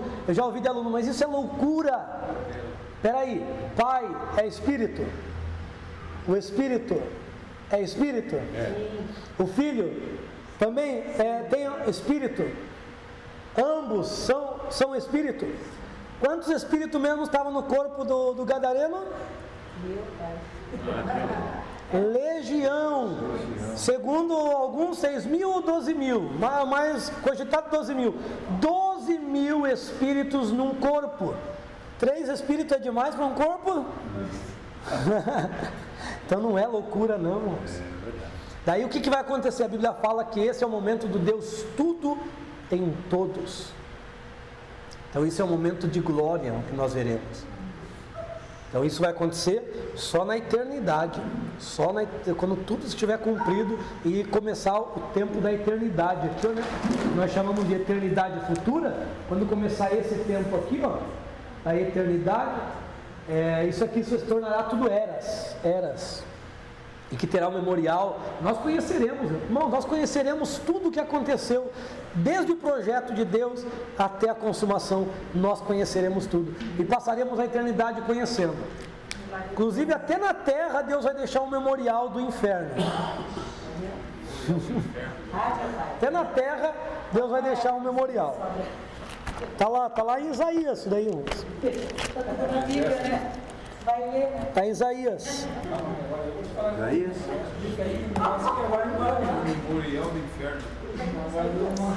Isaías 66, depois você lê o 22, que ele fala do novo céus e nova terra. 23 ele vai dizer que acontecerá a festa de lua nova e sábado lá no milênio. Daí o 24, último versículo: sairão e contemplarão o cadáver dos homens que se rebelaram contra mim, porque o seu verme nunca morrerá, nem o seu fogo apagará, e permanecerão como horror perante toda a carne.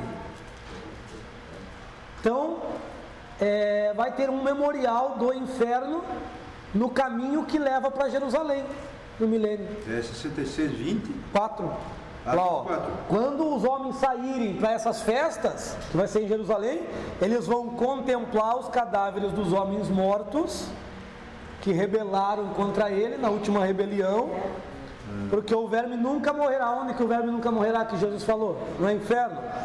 O fogo nunca apaga, no inferno. Mas isso é demais, né? Não vou, chega. Chega, estou revelando o mistério aqui para os irmãos. Você viu? Que memorial, Deus faz memoriais. Nós vamos conhecer toda a criação de Deus. E aqui o 14 ele fala da batalha, né? No momento da cruz, que ele despojou todos os principados e potestade. Daí olha o 16: não permitas que homem algum vos julgue no tocante à comida e à bebida, ou com respeito aos dias de festa anuais, lua nova ou sábado. Colossenses 2,16. Já voltamos lá, irmão. O negócio é ligeiro aqui. Os quais são sombras das coisas que hão de vir, mas o corpo é de Cristo. Então o que ele está dizendo aqui? Que a comida, todas as comidas lá que foi proibida, que era para comer, ou que era para comer pães ázimos, isso, aquilo, toda a bebida, todas as festas, eram sombras. E qual que é melhor, a sombra ou o corpo? Quem tem mais detalhes? A sombra ou o corpo? O corpo. Quem que é melhor? A sombra só há por causa do corpo. E o corpo, ele está dizendo que é Cristo. Cristo é o corpo. Aqui não é a igreja, corpo de... Aqui ele usa o termo corpo é de Cristo, mas não é a igreja aqui. Ele está dizendo, todas aquelas festas, todos aqueles dias, todos aqueles memoriais, é referência acerca de Cristo. Então todo o Antigo Testamento aponta para uma pessoa, Cristo. Amém. Jesus. Jesus veio, cumpriu tudo, por isso que diz lá em Romanos, Cristo é o fim da lei, é Cristo. Não é a aniquilação da lei. O fim da lei, ou seja, a finalidade da lei é Cristo. Cristo é a finalidade. A lei, não, então nós inclusive falamos que ele veio, como que nós dizemos? Que Cristo veio revogar a lei, né? Não, ele disse, eu vim cumpri-la. Ele cumprindo, ele venceu o prêmio. O prêmio era a ressurreição, o prêmio era a vida em si mesmo. Ele venceu esse prêmio. Agora, adianta eu correr, por exemplo, eu fiz uma corrida aqui, todos nós vamos correr e tem um prêmio. Aí tem um vencedor. Adianta eu pegar e voltar a correr de novo, eu vou ganhar alguma coisa? A mesma corrida. Adianta eu correr novamente? Não adianta, né? Porque o prêmio já foi vencido. Foi vencido e Cristo venceu esse prêmio. Mas e nós então, irmão André? Nós éramos aqueles que estavam na torcida. Vai, vence. Os homens, né, precisavam de um vencedor, porque ninguém vencia. Aí nós estávamos na torcida. Quem aqui torce para algum time? Todos, né? Ou não? Não é pecado, irmão. Não fique com medo, não estou julgando. Eu não acompanho.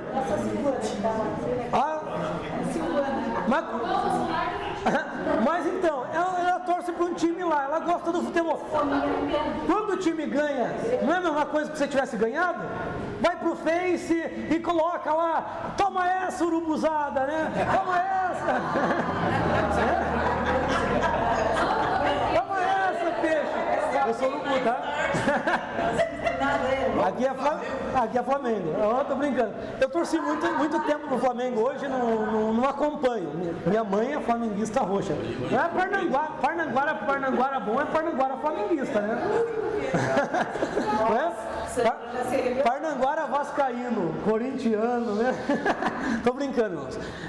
Mas não é como se você ganhasse junto. Quando ganha, porque você comemora, você veste a camisa, você tira sarro do amigo, é como se ganhasse. Assim é a corrida, Cristo correu, e nós que torcemos por Ele, ou seja, nós que aceitamos a Ele, nós vencemos junto, nós ganhamos junto. Então não preciso mais correr a corrida da lei, eu preciso seguir a graça de Cristo, que Ele já venceu. E o prêmio que Ele venceu, eu vencerei também, porque a Bíblia fala que nós seremos co-herdeiros com Cristo. O mesmo prêmio que Ele ganhou, se eu segui-lo, Ele garante esse prêmio para mim também. Então olha que coisa linda, né? Por isso que eu não preciso mais de praticar a lei, circuncidar, guardar sábado, ainda mais sábado religioso, né? Agora, se você for guardar o sábado como a Bíblia orientou, para você fazer obras de caridade, aí é viável. Qualquer hora eu vou falar do jejum aqui, irmão, para desanimar vocês um pouquinho mais. Vou falar do jejum, porque todas as vezes que eu falei do jejum, só desanimei a classe, né? Mas qualquer hora eu vou falar do jejum aqui, numa hora que dê, para desanimar vocês, para vocês se animarem em outro ponto. Mas é assim mesmo, irmão. Tem que desconstruir. Se não desconstruir nada para construir algo melhor, não tá bom. Eu tive que passar por essas tristezas algumas vezes. Vamos lá para Tessalonicenses. Tessalonicenses, ele quer responder uma dúvida acerca da vinda de Cristo, arrebatamento, que eles têm dúvida. Eles têm muita dúvida, inclusive tinha gente que não queria nem trabalhar. Aí de Paulo foi taxativo, não quer trabalhar, não coma. Aí ele vai chegar no capítulo 4, que é o ponto principal, porque ele vai dizer assim, ó, leiam lá depois anterior, ele vai dizer assim, o 4:1, finalmente, irmãos, então aqui é onde culmina todo o livro, vos exortamos e suplicamos no Senhor Jesus. Daí eu vou para o 3 agora. Pois esta é a vontade de Deus, que honreis a vossa santificação. E aqui eu preciso ensinar um ponto para vocês muito importante. Santificação. Eu não sei se eu consigo mostrar todos os textos, porque o tempo não dá, mas depois vocês me cobrem outro livro, somente Hebreus dá para trabalhar esse tema, porque Hebreus é fantástico nisso. E santidade, que para nós são as mesmas coisas, porém não são. Santificação é uma coisa, santidade é outra. Qual que que é a ideia que temos de santificação? Santificação está ligada à purificação, né? A pureza, a limpeza. É essa a ideia ou não é? É, né? Então, Deus tem um nome sujo, né? Deus tem um nome no Serasa. Porque a oração do Pai Nosso diz: Pai Nosso que está no céu, o quê? Santificado seja o seu nome. Então o nome de Deus está sujo. Então, é um ponto, né?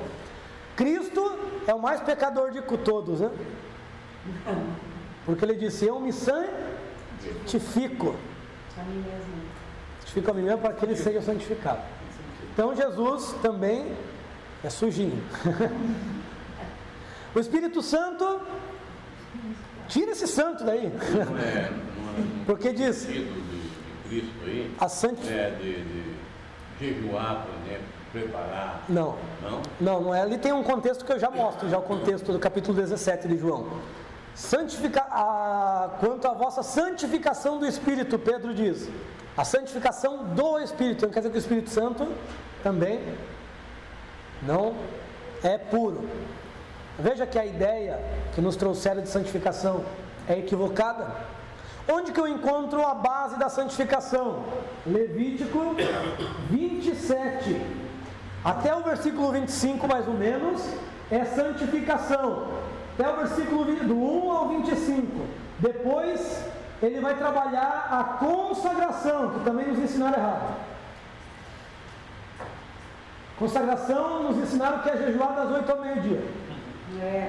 A partir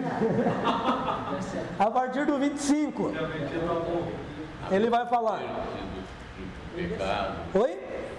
Vestir o pecado, evitar o pecado. O que a Bíblia fala? A Bíblia fala, aqui vai falar de votos, valores, na Bíblia de vocês, votos, valores, e era em prata, desde 0 meses até acima de 60 anos tinham os valores, tanto para homens quanto para mulheres, tinham seus valores para a santificação. Na antiga aliança, o homem poderia se santificar, pagando o preço. Santificação é um depósito de oferta. Quando a Bíblia diz, santificai-vos e lavai as vossas vestes, lavar as vossas vestes é santidade, santificar, ofertar conforme a lei prescrevia. Quando Josué, lá em Josué diz, santificai-vos e lavai as vossas vestes, porque amanhã o Senhor fará maravilha entre vós, ele está dizendo, deposite a oferta que o Senhor exigiu para a santificação da família e estejam em santidade plena. O lavar as vestes não é para estar com a veste branquinha simplesmente. Inclusive, quando Deus desceu, né, nesse momento que eu preguei a mensagem, Deus disse que os homens não poderiam nem ter relação sexual com as mulheres, porque eles iam ter um encontro com Deus tete a tete, como Moisés teve com Deus. Então precisava de se abster de todos os prazeres. Isso é santidade, purificação, limpeza, separação, é santidade. Mas santificação é oferta, é um depósito. Quer ver? Eu vou lembrar alguns textos aqui para vocês. Coríntios, depois eu coloco tudo no grupo lá também. De oferta, é uma oferta. É um depósito de oferta, no caso é uma oferta. Olha lá, diz assim, ó. 1 Coríntios 1:2, aos santificados em Cristo, ou seja, uma obra consumada, chamados para ser santo. Veja, duas coisas diferentes. Hebreus 10:10 e Hebreus 10:14 diz assim, ó, que ele é a oferta de santificação, que a oferta de santificação foi o seu corpo, foi ele mesmo. E 2:11, se eu não me engano, do próprio Hebreus diz assim, ó, diz bem assim, ó, é que nós lemos só o 14:12 lá, né? O 2:11 diz assim, ó, tanto o que santifica, ou seja, uma obra, né? Quantos que são santificados são um. Quem santifica? Jesus com o seu sangue. E a santificação nos habilita, nos dá capacidade para viver em santidade. O ímpio consegue viver em santidade? Não, porque não foi santificado pelo sangue. E como que era essa oferta? Era em ciclos de prata. Era em ciclos de prata, então só quem tinha condição poderia. Só que tinha uma cláusula. Quem não tivesse prata, quem não tivesse dinheiro, prata significa redenção. Quem não tivesse, poderia ofertar um animal, um cordeiro. E é por isso que Pedro disse: não foste com ouro, não foste com prata que foste comprado, mas com o precioso sangue de Jesus. Porque Jesus veio como Cordeiro de Deus para nós, os necessitados, que não tínhamos como pagar esta santificação, que nos habilitaria a estar perto de Deus. Ele veio para os necessitados, nos habilitando a ter mais comunhão com Deus. Porque essa santificação, quando santificava seus bens, os animais, a fazenda, trazia bênçãos, benefícios, porque era uma oferta que você estava dando, era um sacrifício. Agora você vai entender alguns versículos, por exemplo, lá o último que a gente só lê ele, que é o Hebreus 14, 12, né? Segui a paz com todos. Entra aqui, ó, santidade, paz com todos. Santidade entre os irmãos é paz com todos. E a santificação, sem a qual ninguém verá Deus. Daí nós começamos a falar: se santifique, não é? E você vai continuar ouvindo e é normal, certo? É difícil tirar essa mania. Hebreus qual? 14, 12, se não me engano. Como que eu posso entender isso então, irmão? Seguir a santificação.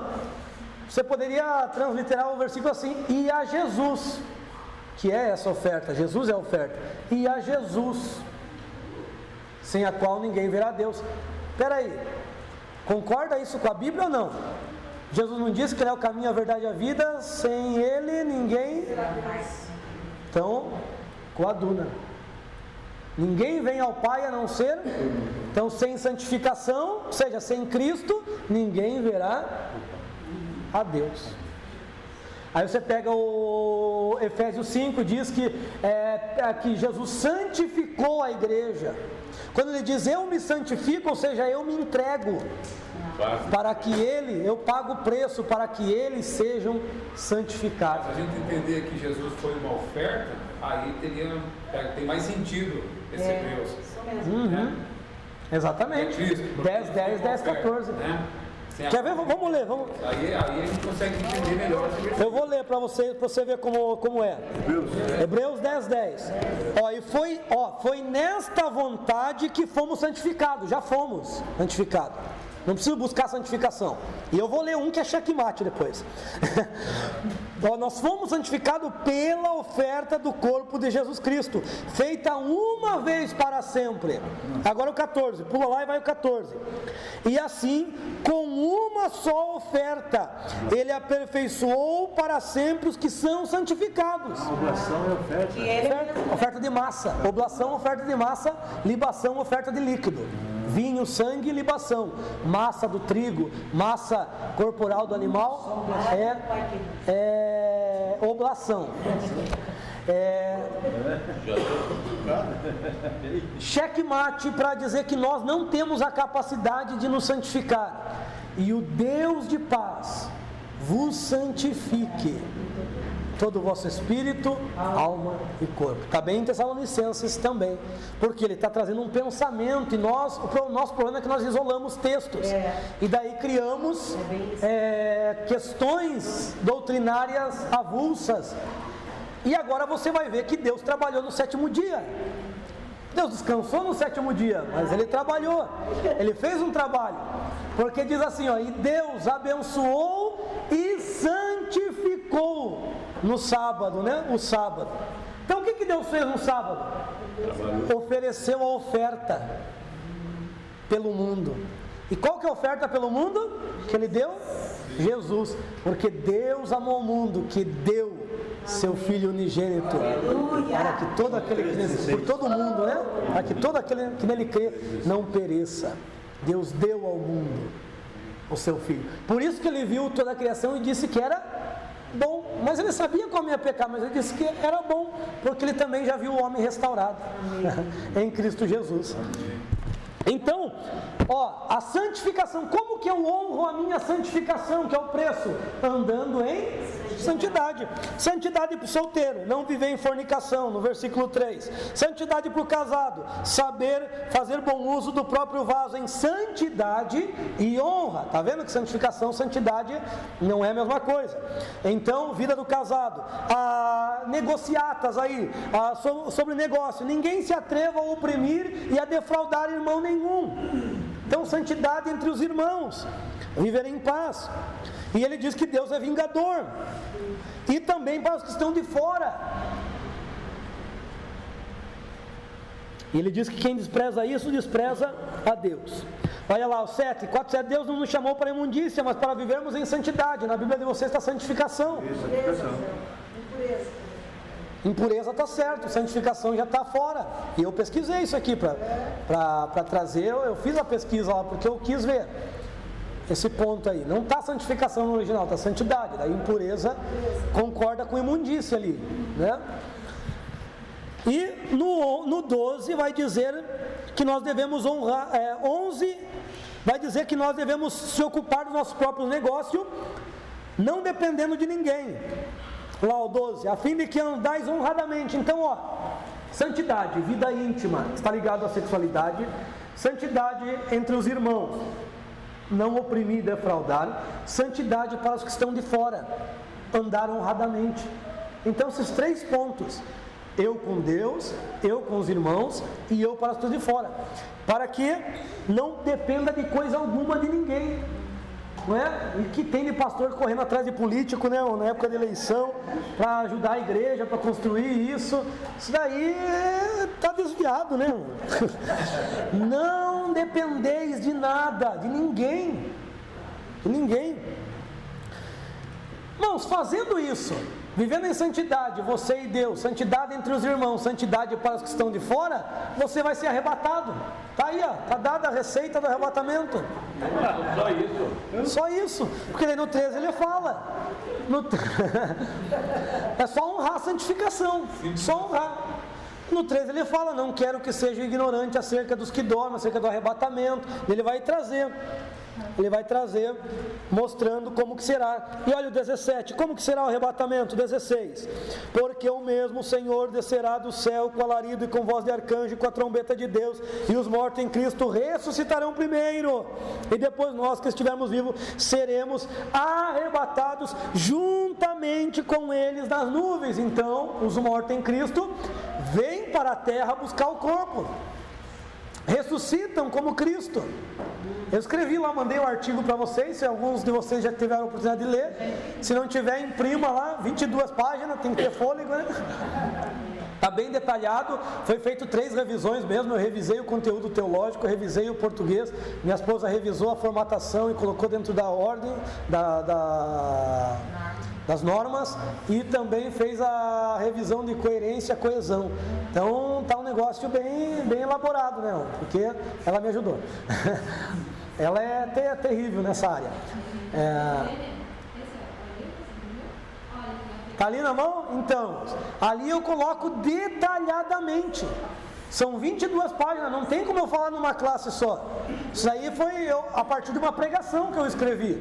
Foi uma pregação de 1 hora que eu preguei na igreja e pediram para eu escrever. Eu escrevi trazendo do original, Deus abençoe pelo carinho, trazendo do original grego as palavras que falam para a ressurreição.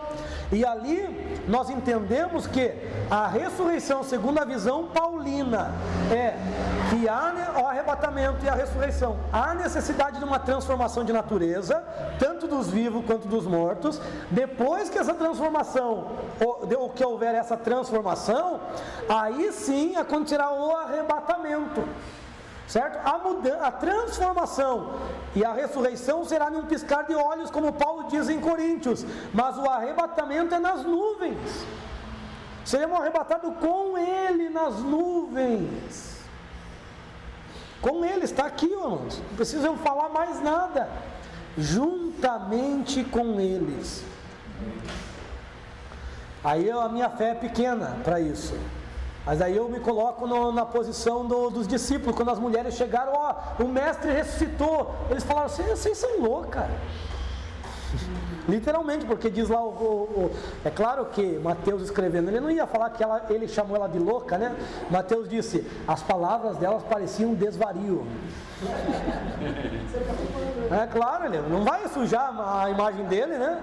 E as palavras dela pareciam desvario, ou seja, loucura.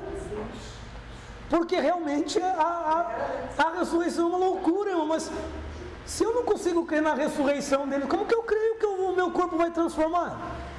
Como que eu creio que eu vou subir, que eu vou voar? Como que eu creio que eu vou para outro lugar? Então, se eu não creio nisso, eu não posso crer em mais nada. Porque tudo é loucura, irmão. Tudo é loucura para os que perecem, mas para nós que somos salvos é o poder de Deus. Amém. Aí tem que ter fé mesmo. Aí ele vai colocar, como eles querem explicação, ele vai colocar sobre os tempos. Ele vai dizer, não preciso dizer dos tempos. Ele vai colocar os filhos das trevas. Eu já falei para vocês, filhos das trevas, filhos da luz e filhos do dia. Filhos das trevas, os ímpios, filhos da noite, os judeus, filhos do dia, a igreja. Para nós, Jesus não vem como ladrão da noite. Quando a Bíblia fala ladrão da noite, ele fala para os judeus, para os que estão em trevas, ele virá como ladrão. Mas para nós, não é ladrão, porque nós somos esposa. Ele não rouba a esposa. Ele está avisando 2000 anos que ele virá. Só não está pregando e só não está acreditando que não quer, mas ele está avisando. Olha o 4 lá, 5:4. Mas vós, irmãos, já não estáis em trevas para que aquele dia vos surpreenda como ladrão. Então, quando pregaram para nós que Jesus vem como ladrão, na verdade erraram o texto, porque o texto não quer dizer referente a nós. Paulo interpreta o texto de Jesus. Aqueles textos que diz que Jesus vem como ladrão é para os judeus, é para os ímpios, mas nós estamos no dia sobre a luz dele. Aleluia. Certo?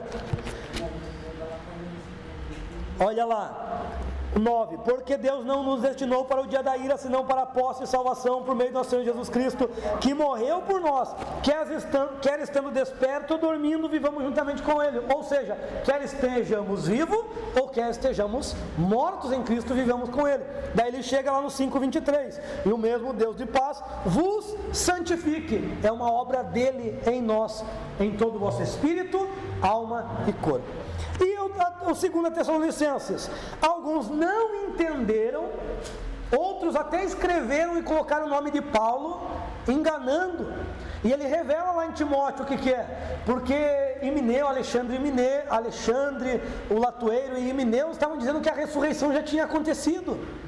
Depois eu leio para vocês na próxima aula, que a ressurreição dos mortos já tinha acontecido. Eu até esqueci de colocar isso lá no artigo, depois eu vou dar uma costurada lá e vou acrescentar. Duas informações, uma de Filipenses que eu tinha anotado aqui, mas quando eu fui escrever eu não lembrei, que é sobre a transformação do corpo, e essa da ressurreição. Então, eles falavam que a ressurreição já tinha acontecido. E Paulo vai dizer, não é assim não. Daí o 2 ele vai dizer assim, ó: irmãos meus, rogamo-vos a respeito da vinda de nosso Senhor. Vamos mostrar aqui, ó. Aqui, ó. Aqui. Quantos anos? 7. Aprendemos lá, né? Grande. 2 Tessalonicenses 2:1. Grande tribulação, 7 anos, né? 7 anos, grande tribulação. Ele vai dizer a respeito da vinda de nosso Senhor Jesus Cristo. Aqui, ó, vinda. Daí todo o texto, quando esse texto diz vinda, ou aparição em glória, ou aparição do nosso Senhor, é tudo aqui. Glória, é tudo depois dos 7 anos. Todo olho verá. Sempre que você observar que todo olho verá, ler passagens assim, aparecimento em glória, vinda em glória, vinda de nosso Senhor, todo olho verá 7 anos depois do arrebatamento. Olha lá, ó, a respeito da vinda do nosso Senhor e quanto a nossa igreja, nossa reunião com Ele. Nossa reunião com Ele é no arrebatamento. Nossa reunião com Ele. Lá em Tito ele usa bem-aventurada esperança. Bem-aventurada esperança é aqui. E a vinda, ele usa esses dois termos, 7 anos depois, certo? Então ele vai dizer o que aqui? Que antes é necessário que a apostasia aconteça, que antes é necessário que o homem do pecado apareça, que antes é necessário que o Espírito Santo deixe de atuar na terra como atua hoje, porque hoje ele atua dentro de nós. Na grande tribulação ele vai atuar sobre alguns homens, 2 testemunhas, 144.000, ele vai atuar neles, e deles vai verter óleo, né, para as outras pessoas, para que convença apenas, né, convença o pecado, a justiça e do juízo, mas eles não terão revelação como nós temos. eles não terão revelações de mistério como nós temos aqui, eles só terão a mensagem do Evangelho: se salve, se arrependa, viva longe do ecumenismo, viva longe do anticristo, da imagem de adorar o anticristo. A mensagem dele será só de salvação, não terá revelações. Nós estamos num momento privilegiado, porque nós temos revelações do Espírito, podemos perscrutar as profundezas da palavra e conhecer a perfeita vontade de Deus para nós. Amém. Porque o Espírito Santo nos revela.